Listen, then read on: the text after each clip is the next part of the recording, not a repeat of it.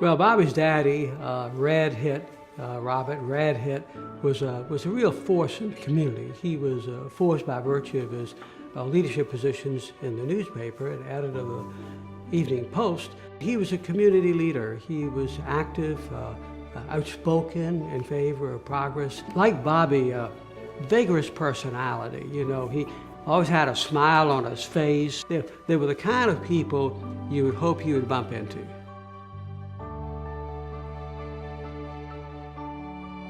I was in the had been in the state legislature, so followed the paper and read the state religiously because it was necessary to do. So when I found that Bobby was there, I was really thrilled because I knew he had those genes, and to see a next generation of a great newspaper person in the Hitt family was very exciting. I knew he knew what to do, how to do it, and he did. He was a great journalist. I first met Bobby at the State House. He was a new reporter with the Record newspaper, and I was a committee staff person in the General Assembly. He was on top of his game all the time. I always thought that Bobby knew the answer to every question he asked you. He did his homework very, very well, and he was well respected. There were many times when he wasn't particularly well liked, but he was well respected by everyone at the State House. I don't think you could ever be surprised about Bobby moving up through the ranks of leadership because that was a natural path for him. I felt like he was the best reporter that ever walked the halls of the State House while I was there.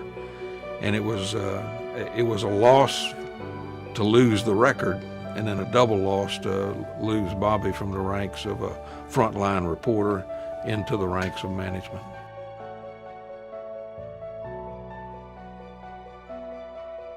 The year was 1992. It was July. My wife and I, my little boy, 5.5 at that time, arrived in South Carolina to begin setting up the BMW manufacturing facility.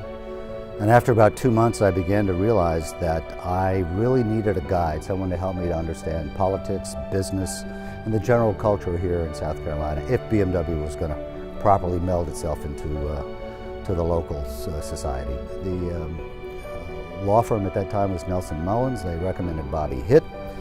We set up a meeting, and it took me all of about 5 minutes to realize two things. Number one, they had absolutely sent me the right guy. And at the same time, I knew that sooner or later, I was going to have to hire this man into BMW. And sure enough, he came on board in, I think it was June of 1993. And as they say, the rest is history.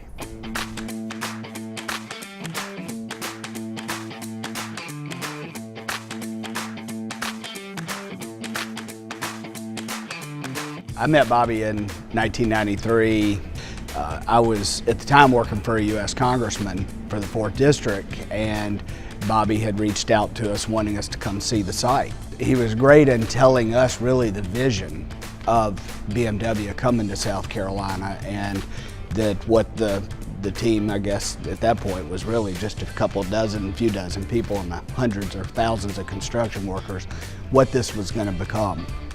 I met Bobby in March of 1993 when I came on board, and basically he was the person that oriented me into BMW. Even though he was not a BMW associate at the time, you would never know that he was not a BMW associate because he believed in what he was doing in support of bringing the organization into the state of South Carolina.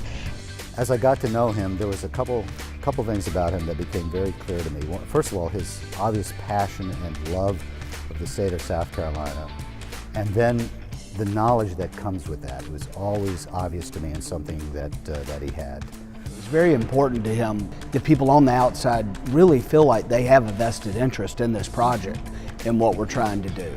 And Bobby always wanted that. He wanted people to feel like they were part of this. Bobby became very involved with the development of CUI car and was the internal champion from my perspective for BMW. And one of the first major elements was to try to raise some cash to build out this campus. He was involved in rewriting a piece of legislation called the Economic Development Bond Act. A minor change in wording that Bobby knew just how to do, passed. Then there was a question of, can you carve out a portion of that Economic Development Bond Act specifically for the ICAR campus? And so he was effective in negotiating with the state bond attorney, and it built these two buildings. And then the next step was really to develop the curriculum. Bobby was very instrumental in bringing in the industry perspective, finding some key individuals at BMW. We also brought some from Michelin to help the faculty frame a curriculum that would meet the future needs of the automotive industry.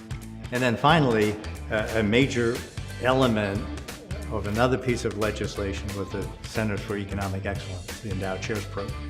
The state established a review board for the endowed chairs, and then Bobby was named to it fairly early and brought to it the business industry background, which was critical. And I think he may still be involved at this point as Secretary of Commerce.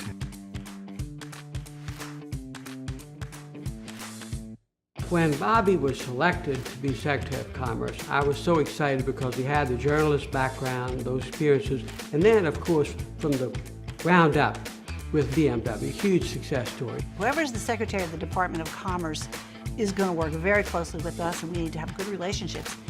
And this is in all truthfulness, he wasn't on our list of people. We had a list of people we thought it would be, and when we heard it was him, we're like, wow, I cannot believe it. That's perfect. As I said, the state just got better because Bobby does understand both sides. And you can see the results today. We are better as a state because of the influence and the impact that he's had. You can't even quantify the force that he has created in South Carolina. I mean, in every county. And he is tenacious. You talk to him about a prospect, you know, that he's working on, and you can see those wheels spinning. He has a spirit of servanthood. I think he very much sees himself as a servant of the state of South Carolina and of the citizens of South Carolina. In a funny way, through his advocacy and his ambassadorship, we have an economic development message on the workforce side that almost none of our competitors do. And I think that's largely because he saw the value and could communicate it both here and then, of course, you know, internationally. I was ecstatic when I learned that Bobby was going to get that position. I thought that the governor really did make the right decision for the state. Hi, Bobby. Do you miss me yet?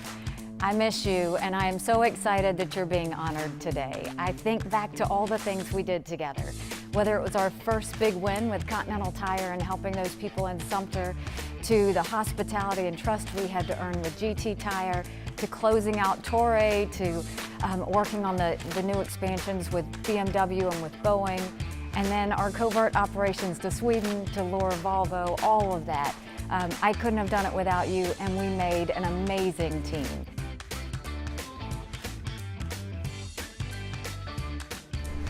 All stories related to Bobby are interesting stories. Some we can share, most of them we can't share. I have, I think, quite a few really good stories, but none of them are repeatable for public consumption. No, he is a character. Bobby and two other BMW managers and myself were preparing for a trip to South Africa. The flight, of course, to South Africa was 15 hours. And Bobby talked for 15 hours. The flight attendant said, you guys have got to go to sleep because others want to sleep, so you have to stop talking. And I said to Bobby, you have to stop talking. They're going to kick us off the plane. So Bobby is just a great storyteller. And you can just sit back, put your feet up, relax, and enjoy the next 10, 15 minutes because you're not going to get a word in edgewise anyway. Going back and forth to Columbia or to Charleston with Bobby, I just always wish I had a tape recorder running because it's amazing how many stories you could hear in an hour and 45-minute drive. But I can only imagine as Secretary of Commerce what it must be like to come in from out of state or from outside of the United States of America and run into the great South Carolinian storyteller, Bobby Hitt.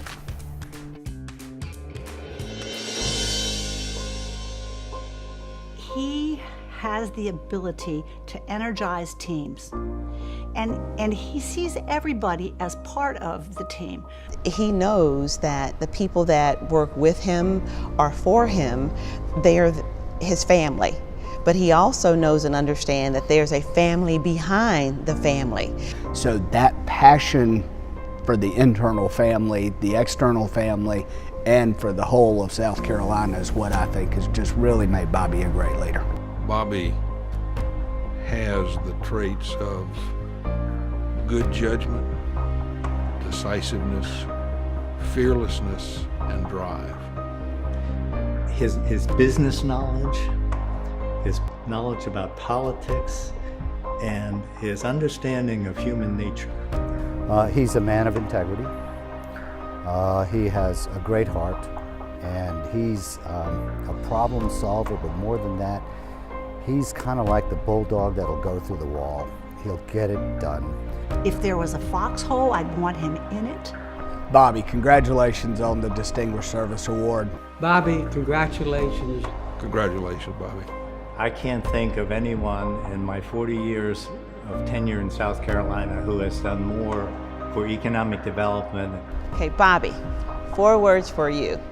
Congratulations, you deserve it. You deserve this, Bobby Hitt. What you have done for your state is extraordinary. I just want you to hurry up and retire so we can hang out together and reminisce. We really did make it a great day in South Carolina, and it will continue to be because of you. So enjoy this honor. Know that I'm extremely proud of you. I miss you, and enjoy this day. God bless you.